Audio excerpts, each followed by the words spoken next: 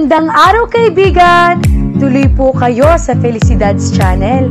Sa mga kwento ng buhay at pag-ibig na hinalukay sa natatagong baul ni Felicidad.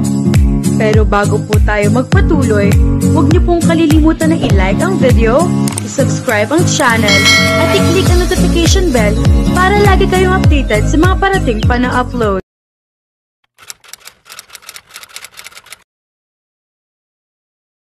Unconventional ang paraan ng paglipat ng grupo ni Maureen patungo sa isa pang isla via a land trail. Kapag madaling araw at low tide, isang land trail ang lumilitaw sa pagitan ng Poro at isang maliit na isla na hindi pa nila napupuntahan.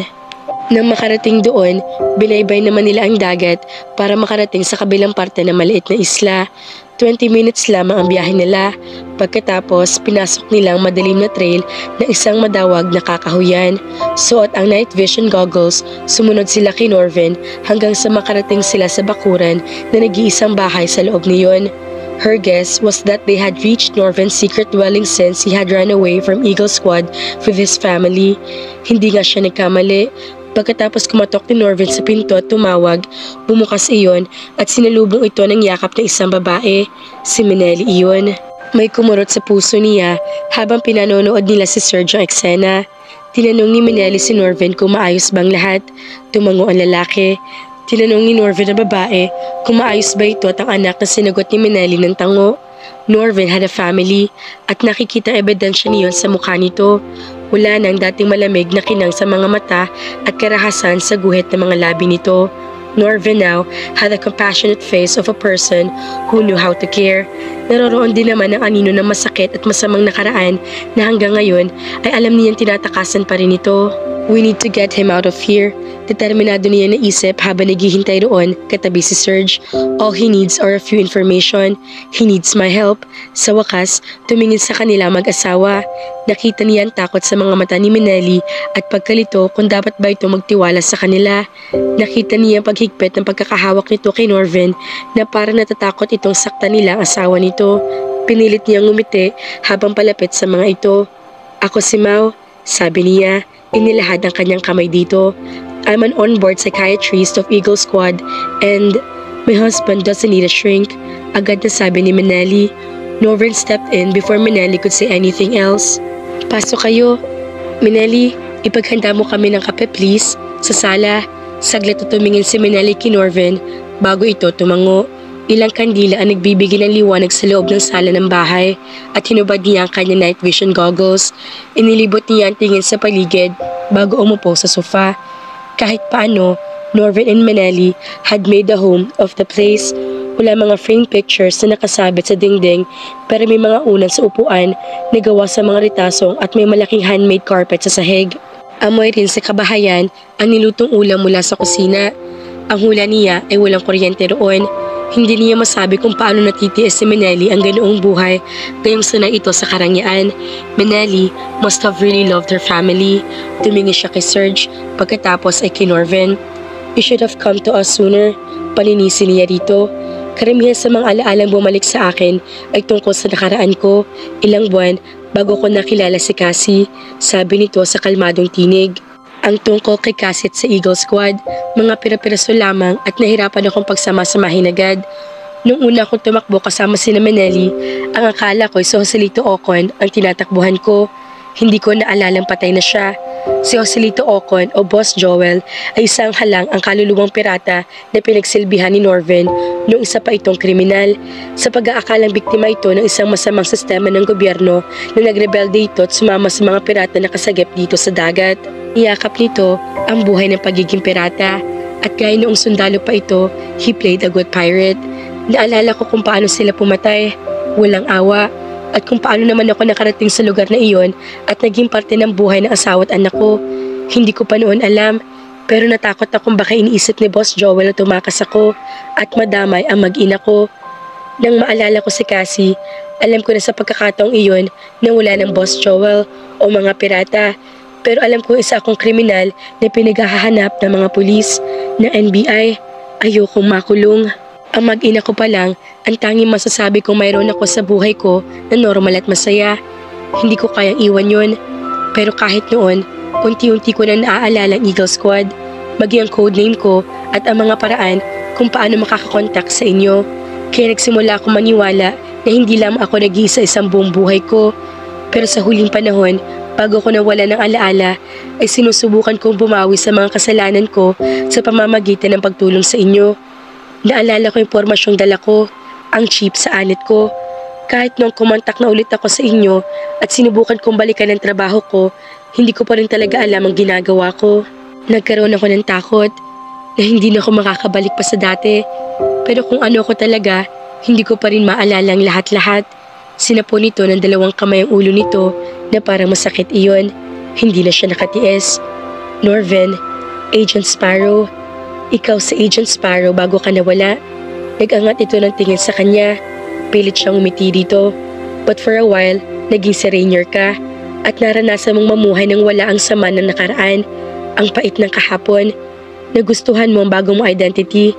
Kahit na bumalik ang alaala mo, ang hindi maalis sa iyo ay iyong ayaw mong makalimutan. Isa kang ama at isang asawa. Isa kang nagmamahal na nilalang. Maybe we should start with that, okay? Nalilito itong tumitig sa kanya. Anong gagawin ko? Ayon sa komunikasyon mo sa Eagle Squad, gusto mong kunin namin ang pamilya mo at bigyan sila ng proteksyon. Paglilinaw niya dito. Oo, hindi tamang manatili sila sa ganitong buhay. Dapat ay pumapasok na sa eskwela si Dondon. Napakasakim sa parte kong payagan nito dahil gusto ko lang sila makasama. Tahimik na pumasok si Meneli sa sala at ibinabang dala nitong tray sa ibabaw ng maliit na mesita sa pagitan nila ni Norvin. Pagkatapos ay tahimik din itong umalis. Dumaan ang sandaling katahimikan. You should come with us, Norvin. Sabi niya rito pagkuwan. Alam kong sasabihin mo yan, pero hindi pwede. Halatang ayaw sumama ng asawa mo kung hindi ka sasama. Sumama ka, and let's do whatever we can once we're there. Obligasyon mong bumalik at ayusin ang lahat bilang agent ng Eagle Squad. Nakatiimbagang itong umiling. Hindi mo naintindihan, sabi nito. Sinulya pa nitong pintong pinalabasan ni Meneli saka muling tumingin sa kanila. Hindi pa niya alam ang lahat, sabi nito sa mahinang kinig. Pero kung maiiwan ka, hindi ka matutulungan ng Eagle Squad. Hindi kita matutulungan. Get niya. Naramdaman niya ang paghawak ni Serge sa kanyang braso kaya napatingin siya dito. Norvin, gusto ka makausap ni Chief ng mas matagal kaysa sa binibigay mong panahon sa kanya. Ani Serge. Gaya ng suggestion ni Agent Dove, ang gusto rin ni Agent Cardinal ay isama ka namin. Gusto niyang gawin ang lahat para matulungan ka. Mapait ang ngiting gumuhit sa mga labi ni Norvin, pero hindi ito sumagot. Gaya pa alam ni Meneli na sinabi nito, hindi ang lahat. She was assuming he was talking about his criminal past. Kung sasabihin nito ang katotohanan kay Meneli o hindi, ito lang ang makakapagdesisyon niyon. Pero nauunawaan niya na hindi magiging mahalaga ang kahit anong tulong para kay Norvin kung wala rito mag-ilan nito. Nang nakahiga na sila ni Serge sa papag na nasa isa pang kwarto sa maliit na bahay na iyon, ay hindi siya dalawin ng antok. Tulala nakatitig lang siya sa madilim na kisame. Gusto niyang gawin ang lahat para matulungan si Norvin at manatiling buo ang pamilya nito. Kung alam lang sana niya kung paano. Matulog ka na, mahinang sabi ni Serge. Kailangan na nating magpahinga. Hindi agad siya umimik, pero alam niya hindi siya makakatulog hanggat hindi niya nalilinaw ang gusto niyang sabihin dito. I need to talk to you, sabi niya, pumipihit paharap dito. Ganoon din ang ginawa nito. I know, it was a big mistake. She shouldn't have looked at him. Bigla, nahirapan siyang alalahanin kung anong kanyang sasabihin. It was that voice, bedroom voice, so sexy and hot, and it was starting to melt its way into her heart. Pilit siyang huminga ng regular para hindi mahalata ni Serge ang pinagdaraanan niya. Alam din niya walang katiyakan ang sitwasyon nila ng mga sandaling iyon.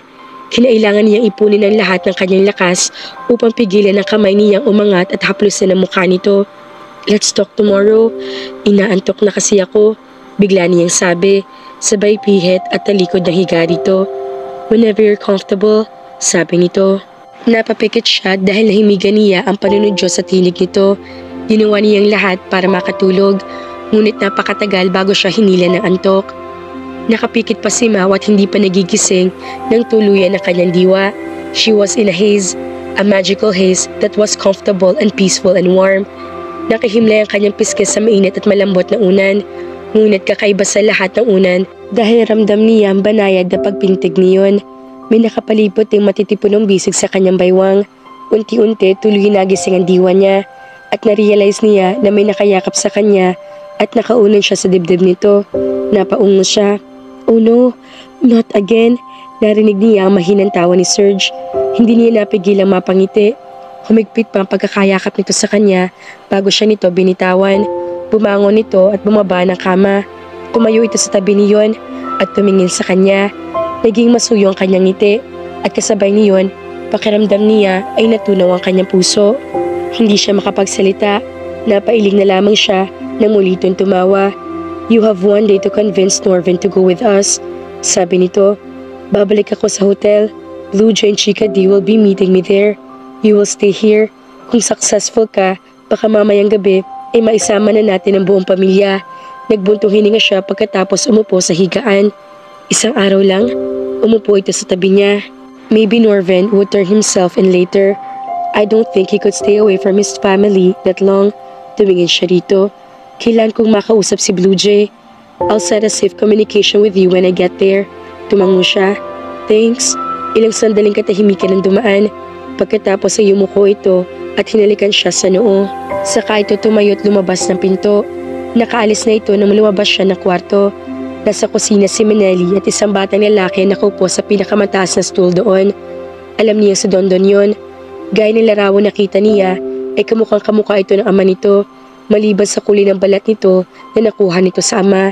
Manelli's mother was half black, half Caucasian. Kulay honey ang balat ng bata. Ang tangos din ng ilong nito. Tumingin sa kanya si Manelli at ngumiti. Lumabas si Rainier para ihatid ang kasama mo sa labas. Halika, mag-almusal ka muna.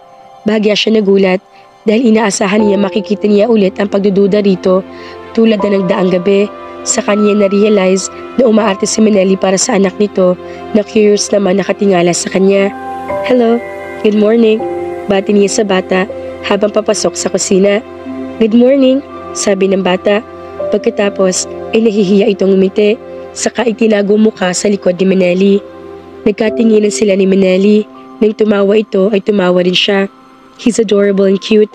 Umupo siya sa stool sa tapat ng mesa kung saan ito naglalagay ng plato. May nakahain doong tinapay, panset, omelette at mga palaman. Tumango ito.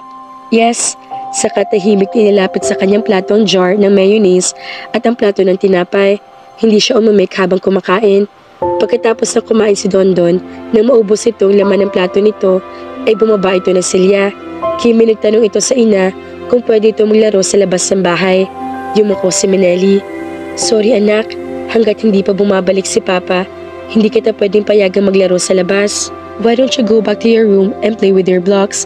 Pagbalik ni Papa, magpapaalam agad ako sa kanya para makapasyal tayo sa beach. Tumango ang bata at walang reklamong lumabas ng kusina para tumakbo sa kwarto nito. Makumbinsi kaya ni Maureen si Norvin mga ka-felicidad na sumama pabalik kasama ng kanyang mag-ina? Anong gagawin ni Maureen para makumbinsi si Norvin? Kaya naman, abangan!